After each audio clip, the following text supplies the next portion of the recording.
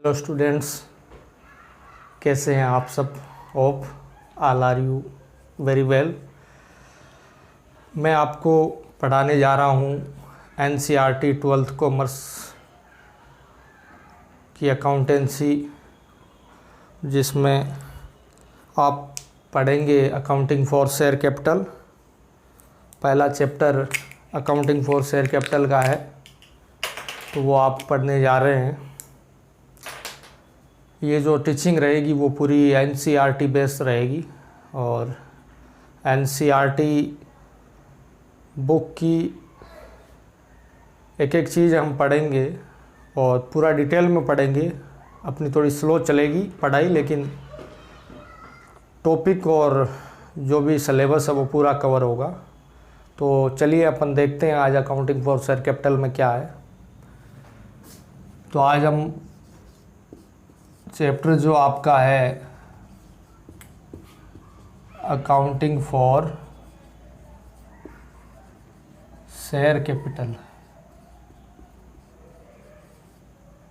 ये पहला चैप्टर है एनसीईआरटी 12th कॉमर्स का, जिसकी आज हम अपन शुरुआत करने जा रहे हैं। तो इसके अंदर स्टूडेंट्स अपन पढ़ेंगे, पहला पॉइंट अपन ये पढ़ेंगे कंपनी क्या है।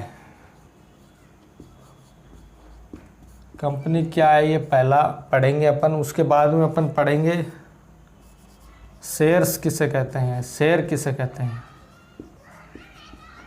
शेयर किसे कहते हैं।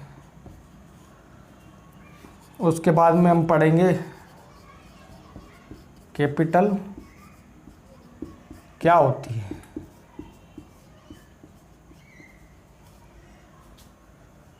ये तीन जो बेसिक चीज़ें हैं, बहुत बेसिक है, बहुत ही बेसिक है ये तीनों, लेकिन इनके बारे में अपने को जानना बहुत ज़रूरी है चैप्टर स्टार्ट करने से पहले, क्योंकि ये तीनों टर्म बार बार अपने सामने आएंगे।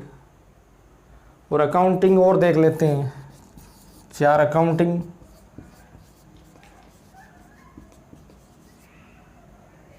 क्या है। ये चारों बहुत छोटे छोटे सवाल है जिनको अपन जानना चाहेंगे और जानना ज़रूरी भी है, क्योंकि अपन चैप्टर पढ़ने वाले हैं accounting for share capital. Accounting for share capital में सीधी सीधी बात है, अकाउंटिंग क्या है, पहला वर्ड ही इसका अकाउंटिंग है। तो जो चैप्टर का हेडिंग रहती है चैप्टर की अकाउंटिंग फॉर शेयर कैपिटल, उसका पहला वर्ड जानना अपने को बहुत ज़रूरी है, अकाउंटिंग। जो अकाउंटिंग है अपना, इस अकाउंटिंग को अपन पहले ले लेते हैं। यहाँ पे अकाउंटिंग क्या है, accounting recording transaction in the books of company. Accounting का मतलब ये है कि कोई ट्रांजैक्शन हुआ, कंपनी ने कोई एक्टिविटी करी, उस एक्टिविटी को अपन किताब में, हिंदी में मैं कहूँ तो किताब में जो रिकॉर्ड करते हैं उसको अपन कहते हैं accounting. Recording transaction in the books of company, company के किताब में कंपनी ने जो भी ट्रांजैक्शन किया, लेन देन जो भी किया, खरीद बेच जो भी करी, उसको जिस किताब में रिकॉर्ड करेंगे, उस रिकॉर्डिंग करने की प्रक्रिया को अकाउंटिंग कहते हैं। सिंपल टर्म में मैं बता रहा हूँ, ज़्यादा डिटेल में डेफिनेशन में नहीं जाएंगे। ऊपर ऊपर से अपन डेफिनेशन देख लेते हैं कि क्या होता है और कैसे होता है कंपनी। अब ये तो अपन ने देख लिया कि भैया डे टू डे एक्टिविटी की जो भी ट्रांजैक्शन रहती है वो अपन रिकॉर्ड करते हैं, उसको अकाउंटिंग कहते हैं। लेकिन बुक्स जो रहती है वो यहाँ अपन देखने वाले हैं कंपनी की बुक्स। आपने पहले पढ़ लिया होगा सोल प्रोप्राइटर पार्टनरशिप, तो इसमें पढ़ेंगे आगे। कंपनी के बुक्स में अपन रिकॉर्ड करने जा रहे हैं, तो पहले देख लेते हैं कंपनी क्या है। तो स्टूडेंट्स, कंपनी जो है इज ए कंपनी है। कंपनी क्या है, कंपनी है। कंपनी इज ए कंपनी है विच इज रजिस्टर्ड और incorporate under the companies act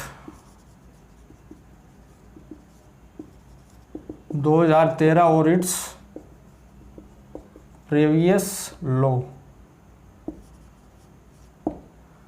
तो स्टूडेंट्स, कंपनी एक प्रकार की कंपनी है जो रजिस्टर्ड है कंपनीज एक्ट 2013 और इसके पहले के जो लॉ बने हुए हैं जैसे 1956 या बैंकिंग और इंश्योरेंस के लिए जो अलग एक्ट है उसमें जो भी कंपनी रजिस्टर्ड है वो कंपनी कहलाती है।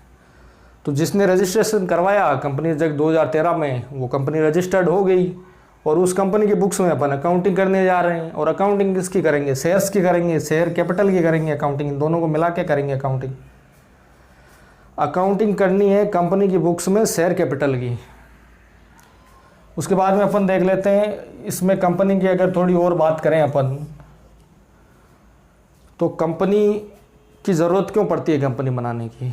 कंपनी बनाने की ज़रूरत इसलिए पड़ती है कि कोई बड़ा काम जब करना रहता है तो उसके लिए फंड की ज़रूरत पड़ती है। तो फंड किसी अकेले व्यक्ति के पास या ग्रुप ऑफ व्यक्ति के पास नहीं रहता एसेट्स खरीदने के लिए, बिजनेस को बढ़ाने के लिए। लेकिन यहाँ कंपनी बनाने से क्या है कि पब्लिक से कंपनी पैसा लेती है शेयर्स के ज़रिए, तो उससे कंपनी पैसा जुटा के काम करती है। अगर पैसा किसी के पास हो भी तो भी वो नहीं लगाएगा, क्योंकि ये यहाँ पे लिमिटेड लाइबिलिटी जो रहती है, लाइबिलिटी का अच्छा इस्तेमाल होके और कंपनी के थ्रू ट्रांजैक्शन किया जाता है। उसके बाद में अपन ये देख लेते हैं कि जो कंपनी में कैपिटल जो कंट्रीब्यूट करती है वो पब्लिक कंट्रीब्यूट करती है और पब्लिक कंपनी का मेंबर कहलाती है और मेंबर ही कंपनी का रियल ओनर मानी जाती है। कि जो मेंबर्स रहते हैं कंपनी के, जिन्होंने कंपनी में पैसा लगाया है, that member is the real owner of the company.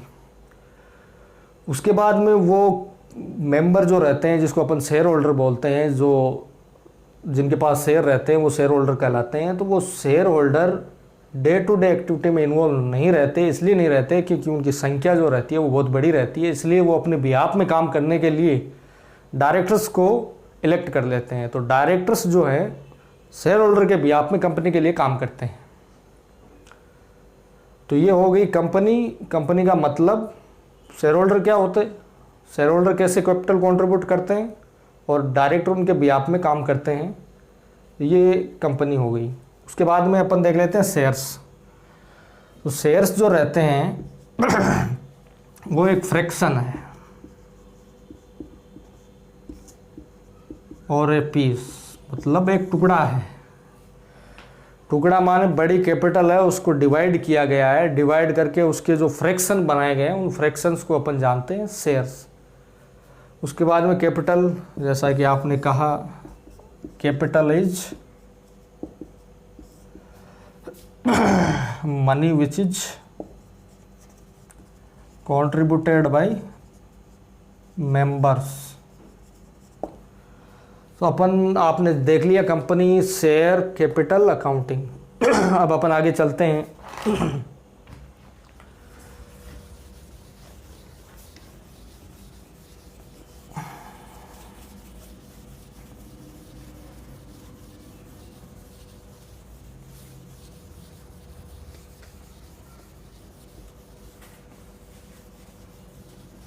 तो स्टूडेंट, अपन ने सबसे पहले जाना कंपनी के बारे में। मैं एनसीईआरटी की बुक जो है आपने देखी होगी, पहला page accounting for share capital का, उस पहले पेज से मैं स्टार्ट करने वाला हूँ और एक एक पेज होते होते होते होते पूरा चैप्टर अपन क्लियर करेंगे। बीच में कुछ मिसिंग नहीं करेंगे, पूरा कंप्लीट चलेंगे, डायरेक्ट प्रैक्टिकल पे नहीं चलेंगे।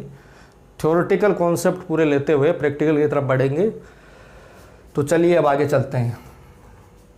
आगे अपन ने कंपनी की डेफिनेशन देख ली। कंपनी रजिस्टर्ड होती है कंपनीज एक्ट 2013 में और वो अपने ट्रांजैक्शन करती है उसके लॉ के अनुसार। अब देखते हैं कि कंपनी के फीचर्स क्या हैं। Features of company. Features of company में स्टूडेंट्स पहला है बॉडी कॉरपोरेट। बॉडी कॉरपोरेट का मतलब ये है कि कंपनी जो है वो लॉ में रजिस्टर्ड है और कानून के अनुसार, उस लॉ के अनुसार वो कंपनी काम करती है। तो इसका मतलब हो गया body corporate company which is registered और इनकॉर्पोरेट अंडर, अपन ने जो डेफिनेशन पढ़ी थी कंपनी की, वो बॉडी कॉर्पोरेट। उसके बाद में स्टूडेंट्स अपन देखते हैं दूसरा परपेचुअल सक्सेशन। परपेचुअल सक्सेशन का स्टूडेंट्स मतलब ये है कि कंपनी लॉन्ग रन के लिए जाने वाली है। लॉन्ग रन के लिए कंपनी जब रजिस्टर कराई जाती है कंपनीज एक्ट 2013 के अंदर, तो कंपनी का मोटिव ये रहता है कि कंपनी लॉन्ग रन में जाएगी और इसके मेंबर जो आज की डेट में है, कल हो सकता है वो बदल जाए, मेंबर चेंज हो जाए, लेकिन इसका कंपनी पे कोई इम्पेक्ट नहीं पड़ेगा। कंपनी लॉन्ग रन के लिए जाने वाली है। इसका मतलब ये है कि परपेचुअल सक्सेशन, इसको सिंपल में कहूँ तो मेंबर्स में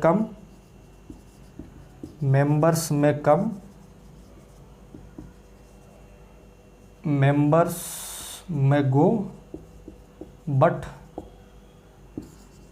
company go for ever.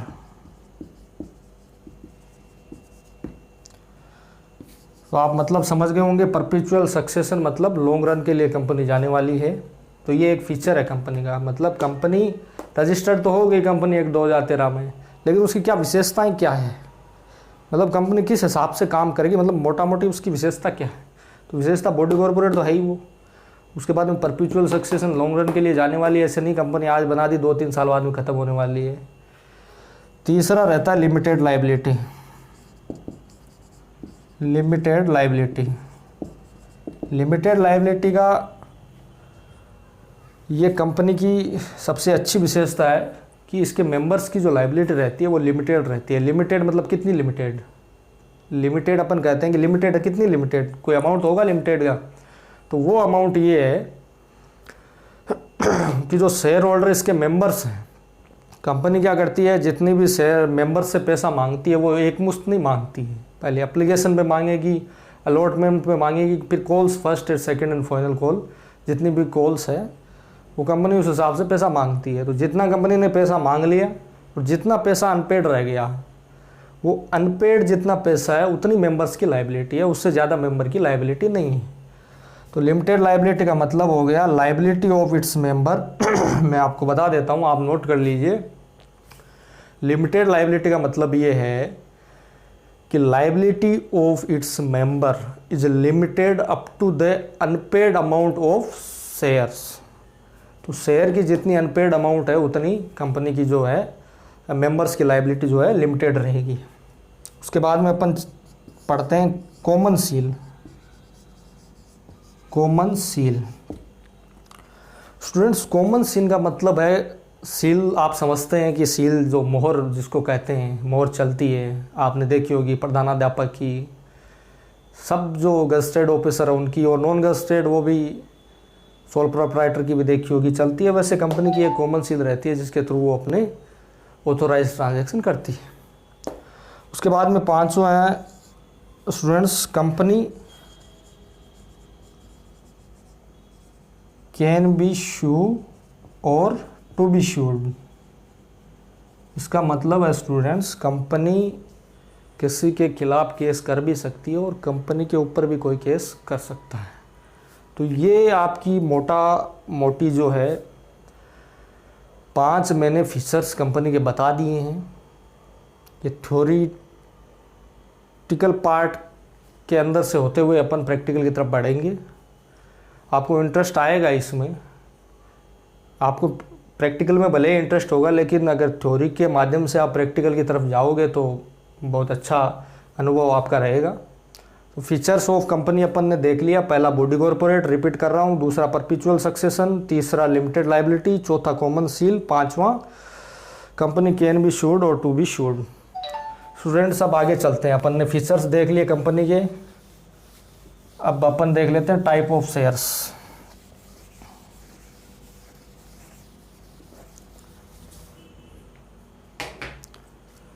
Type of shares या टाइप्स ऑफ शेयर। पहला हो गया इक्विटी शेयर, दूसरा हो गया प्रेफरेंस शेयर।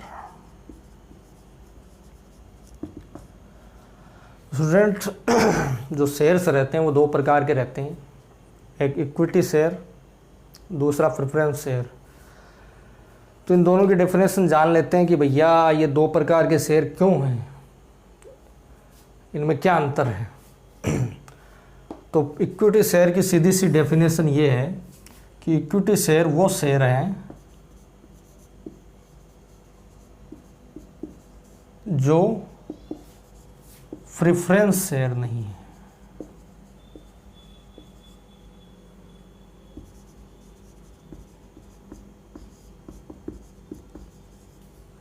इसका मतलब ये हो गया कि मैं वो हूं जो आप नहीं हैं।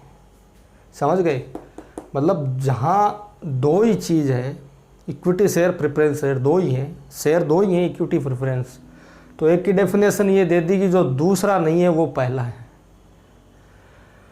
तो स्टूडेंट्स इक्विटी शेयर वो शेयर है जो प्रेफरेंस शेयर नहीं है। इसके लिए अपने को पढ़ना पड़ेगा कि प्रेफरेंस शेयर क्या है। प्रेफरेंस शेयर जो है वो इक्विटी शेयर नहीं है। तो आइए जान लेते हैं अपन प्रेफरेंस शेयर क्या है। स्टूडेंट्स प्रेफरेंस शेयर वो है जो रखते हैं प्रेफरेंस राइट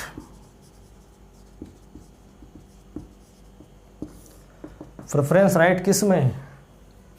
डिविडेंड में।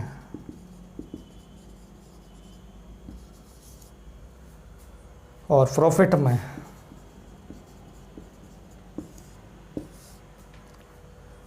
स्टूडेंट्स प्रेफरेंस शेयर जिसके पास होता है, जो प्रेफरेंस शेयर का जो होल्डर रहता है, वो होल्डर जो इक्विटी शेयर का होल्डर रहता है उससे लाइन में एक कदम आगे रहता है। मतलब जहाँ लाइन लगती है ना, जब कंपनी बंद होती है तो लाइन लगती है, तो मालिक तो सबसे लास्ट में आता है, जो क्योंकि इक्विटी शेयर होल्डर जो कंपनी के मालिक कहलाते हैं। तो मालिक का लास्ट में, पहले जो भी क्रेडिटर्स तुम्हारे टैक्स वैक्स के पैसे, एम्प्लॉय की सैलरी वैलरी चुकती है प्रेफरेंस शेयर होल्डर, उसके बाद में इक्विटी शेयर होल्डर आता है।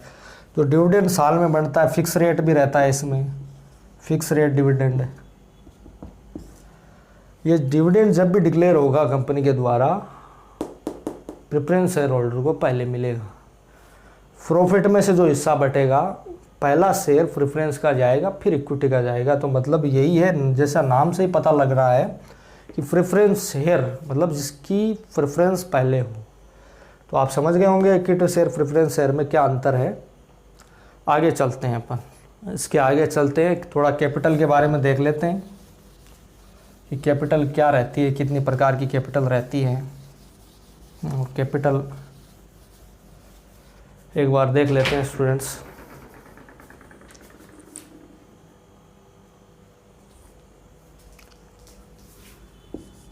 कैपिटल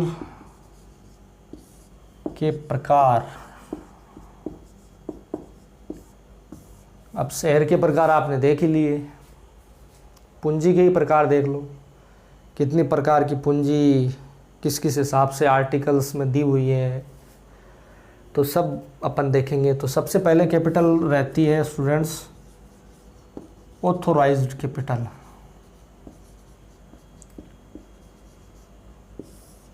ऑथोराइज्ड कैपिटल में मैं सिंपल इनका जो डेफिनेशन आपको बता देता हूँ। ऑथोराइज के बाद में एक बार मैं लिख देता हूँ टाइप्स ऑफ कैपिटल, उसके बाद में एक एक आपको डिटेल में समझा दूँगा। ऑथोराइज कैपिटल के बाद में रहती है इश्यूड कैपिटल। इश्यूड कैपिटल के बाद में रहती है अनइश्यूड कैपिटल।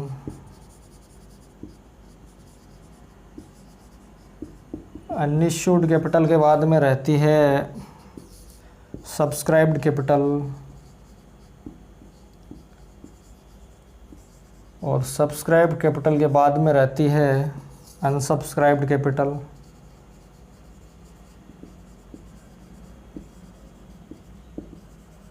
अनसब्सक्राइब्ड कैपिटल के बाद में रहती है paid up capital. Paid up capital के बाद में रहती है अनपेड कैपिटल। अनपेड कैपिटल के बाद में रहती है रिजर्व कैपिटल।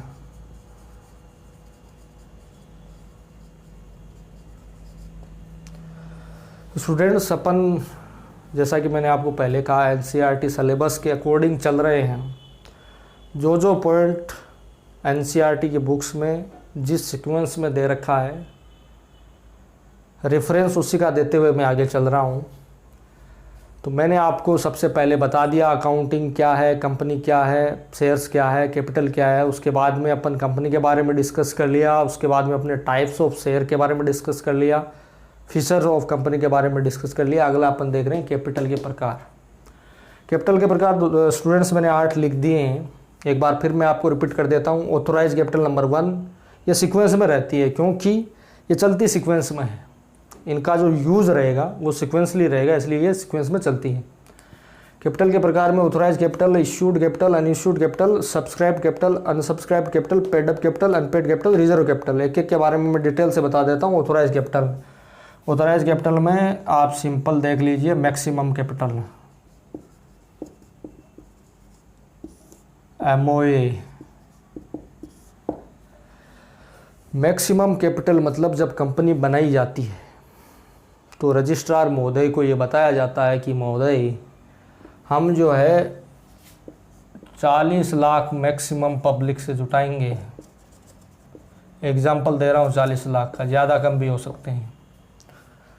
तो ये मैक्सिमम कैपिटल है जो ऑथोराइज कैपिटल कहलाती है। इससे ज़्यादा कंपनी पैसा पब्लिक से नहीं मांग सकती है। इसमें से हालांकि जब ये आधे ले सकती है, आधे बाद में ले सकती है, कैसे भी कर सकती है। इससे ज़्यादा अगर बढ़ाना चाहे तो प्रोसेस है उसकी, लेकिन फिर उसके लिए अलग प्रोसेस करनी पड़ेगी। यहाँ यही मतलब है कि कंपनी बनी, कंपनी ने कहा हम 40 लाख रुपए पब्लिक से जुटाएंगे, दैट इज़ ऑथोराइज कैपिटल, और इसको अपन मैक्सिमम कैपिटल कहते हैं। यहाँ से फिर टुकड़े होते होते होते होते यहाँ फिर टुकड़े चलेंगे इसके। मैक्सिमम ये है 40 और यहाँ टुकड़े चलेंगे इसके। 40 में से मान लो कंपनी को अभी मशीनरी खरीदने या कुछ और बिजनेस के लिए 20 लाख चाहिए। 20 लाख कंपनी ने इश्यू कर दिए। इश्यू मतलब कंपनी ने पब्लिक में कहा कि हमें 20 लाख चाहिए, हमारा ये बिज़नेस है, ये प्लान है, आप देख लीजिए, कंपनी का भविष्य अच्छा है, पैसे कंपनी में लगाएगी। तो यहाँ इश्यू कर दिए 20 लाख 40 में से। 40 में से 20 इश्यू कर दिए तो 20 रह गए। सीधा सीधा फंडा है। ये 20 लाख यहाँ रह गए। 40 में से 20 के 2 टुकड़े हो गए, इश्यूड और अनइश्यूड में। फिर यहाँ सब्सक्राइब्ड में, अब सब्सक्राइब्ड में ये है कि कम से कम इसका एक है, वो आगे भी मैं बताऊंगा आपको। सब्सक्राइब जो है, सब्सक्रिप्शन जो इश्यू रहता है उसका 90% कम से कम सब्सक्रिप्शन होना चाहिए, नहीं रिजेक्ट हो जाता है सब्सक्रिप्शन। तो कम से कम इतना पैसा आना चाहिए। तो 20 का 90% हो गया 18 लाख। मैं ले लेता हूँ मिनिमम सब्सक्रिप्शन। अनसब्सक्राइब्ड रह गया फिर 2 लाख। सब्सक्राइब का मतलब दोस्तों स्टूडेंट्स ये है कि कंपनी ने इश्यू करा। अब ज़रूरी तो है नहीं कंपनी ने 20 पब्लिक से मांगा, पब्लिक भी दे देगी। पब्लिक ज़्यादा भी दे सकती है, कम भी दे सकती है। यहाँ अपन ये लेके चल रहे हैं कि जो सब्सक्राइब्ड हुआ है वो 18 लाख रुपए हुए हैं। 90% मिनिमम। ज़्यादा होता है, अगर सब्सक्रिप्शन ज़्यादा आ जाता तो वो कंपनी को बाद में रिजेक्ट करना पड़ता है या प्रोराटा के हिसाब से एडजस्ट करना रहता है। सब्सक्राइब्ड हो गया, अनसब्सक्राइब्ड हो गया, पेडअप। पेडअप मतलब इतना सब्सक्राइब कर लिया लेकिन ये पैसा एक साथ तो देगा नहीं, शेयर होल्डर टुकड़ों में देगा। तो बीच में शेयर होल्डर ने गड़बड़ कर दी तो मान लो 18 में से पूरे नहीं आए, 17 लाख ही आए, 1 लाख फिर अनपेड रह गए। और फिर रिजर्व कैपिटल क्या रहता है। थैंक यू स्टूडेंट्स, आज के लिए बस इतना ही, बाकी कल देखेंगे। आज होप आपने समझा होगा बहुत अच्छे तरीके से। अपन धीरे धीरे मैं इसको एनसीईआरटी की 1 बाय 1 स्टेप से चलने वाला हूँ। थोड़ा स्लो आपको लग सकता है लेकिन काफ़ी इंटरेस्टिंग होने वाला है। Thank you.